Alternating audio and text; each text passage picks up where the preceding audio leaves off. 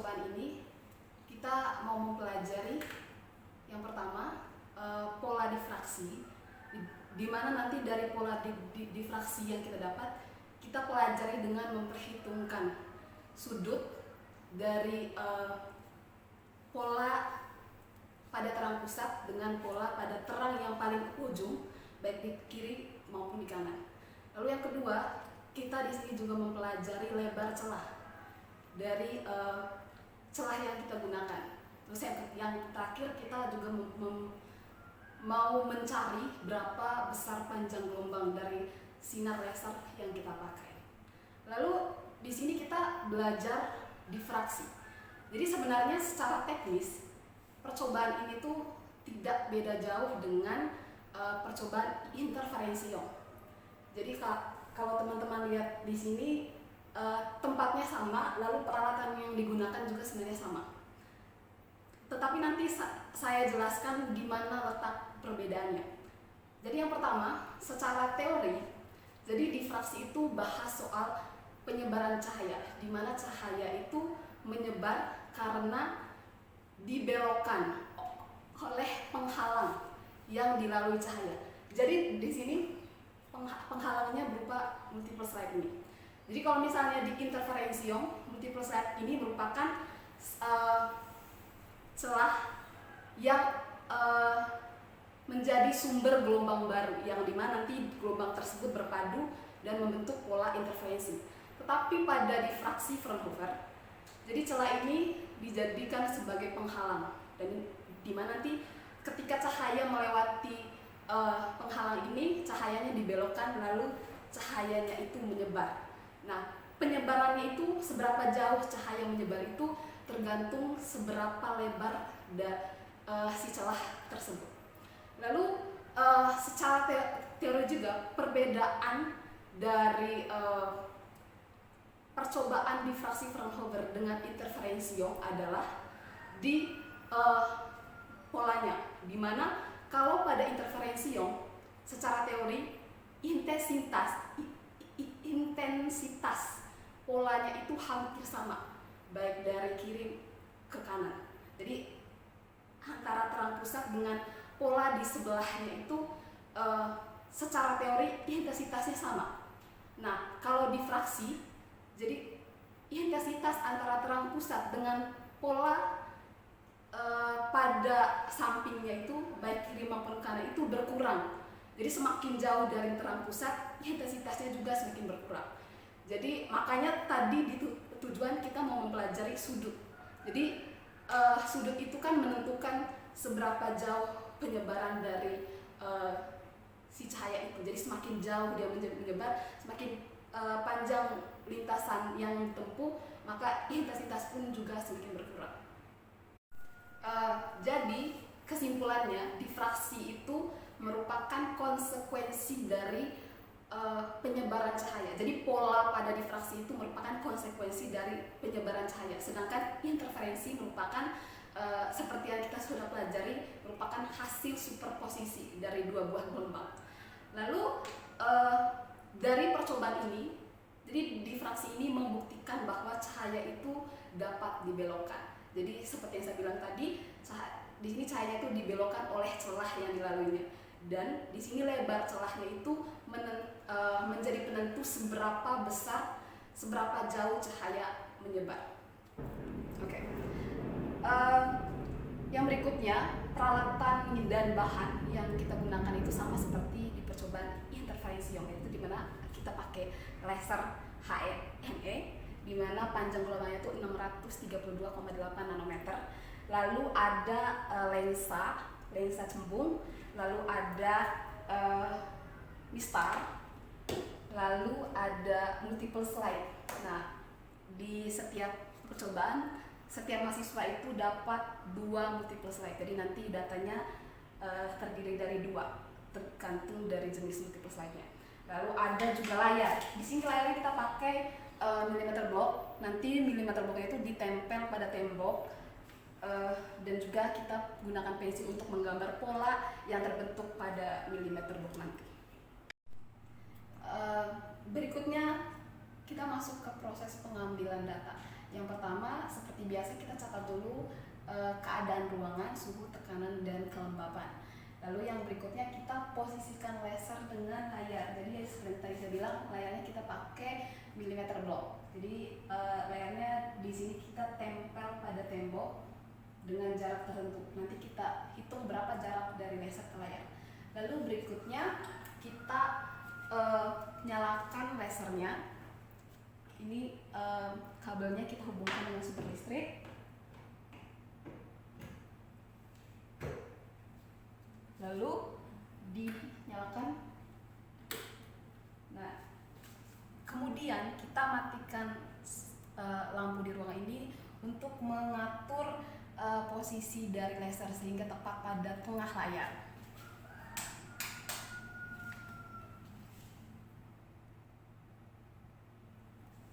Oke. Lalu berikutnya kita hitung terlebih dahulu jarak dari laser ke layar.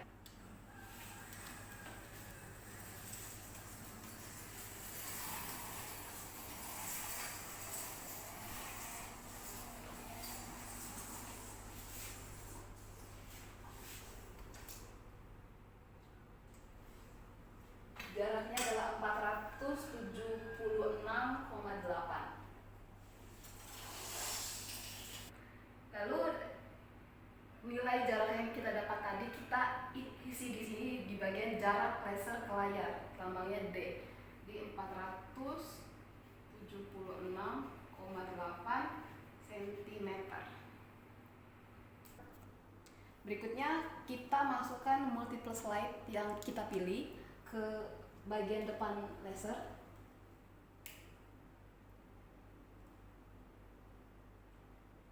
Lalu kita posisikan, kita atur supaya polanya terbentuk dengan sempurna. Setelah kita fokuskan lasernya ke layar, lalu terbentuklah pola seperti ini. Pola kecil ini yang disebut fringe. Jadi kita gambar polanya sesuai dengan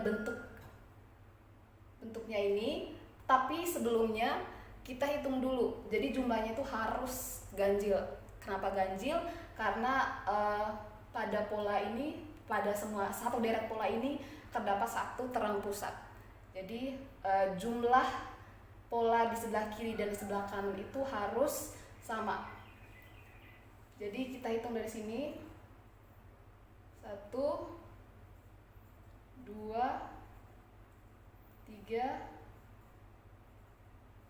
4, 5, 6,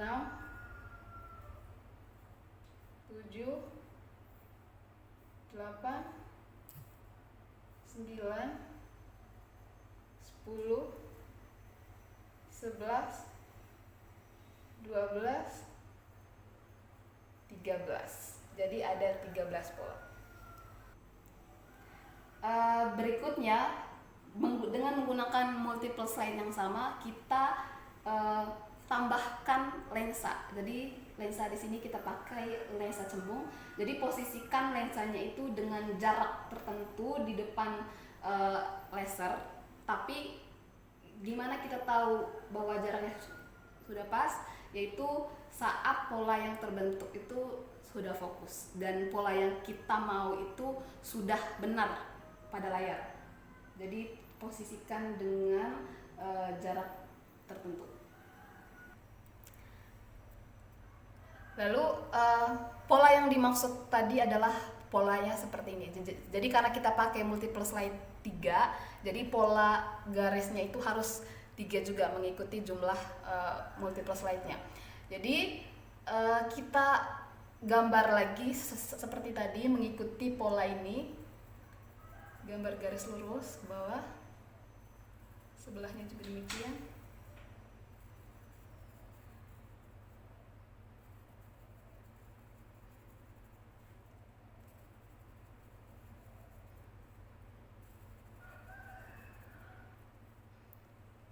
Lalu setelah polanya kita gambar, pastikan lensanya, posisi lensa tadi tidak bergeser. Lalu kita hitung jarak dari lensa ke laser.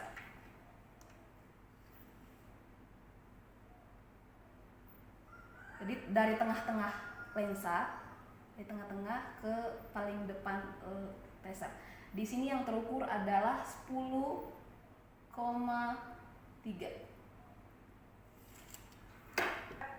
Lalu nilai yang kita dapat tadi, yaitu jarak dari laser ke lensa, itu dilambangkan dengan A kecil. Lalu kita tulis di sini 10,3 cm.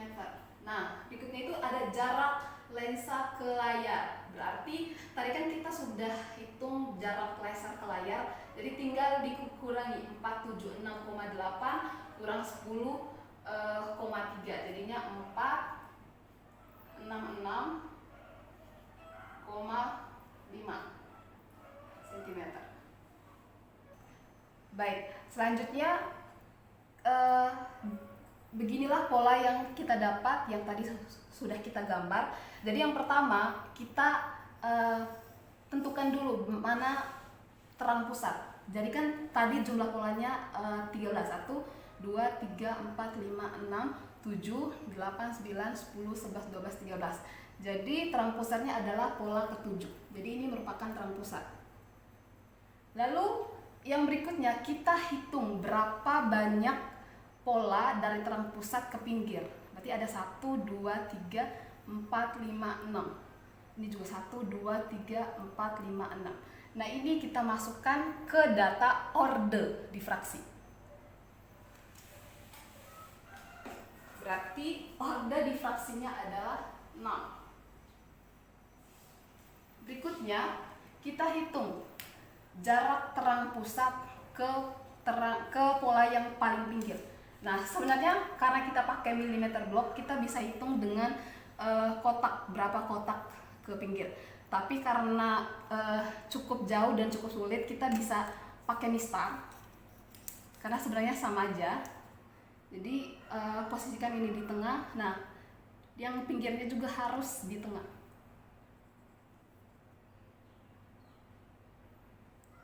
Oke, jadi di sini yang terbentuk adalah 7,6. Berarti jarak dari terang pusat ke orde ke-6 itu adalah 7,6 cm. Kita masukkan ke sini.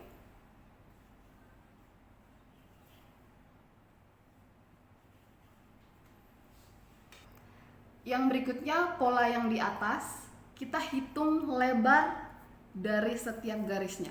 Kalau di interferensi Young kan kita hitung jarak dari antara pola ini dengan pola ini. Jadi datanya cuma 2. Tetapi di difraksi kita hitung lebarnya, lebar setiap pola. Jadi kita hitung 1, 2, 3. Berarti yang pertama 3, berarti 0,3 cm. Ini 1, 2, ada 2 kotak, 0,2 cm.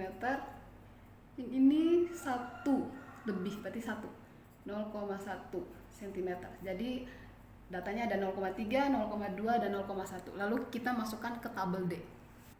Oke, tadi data yang kita dapat, 1 tadi ada 0,3, terus 0,2, lalu 0,1. Totalnya ada 0,6.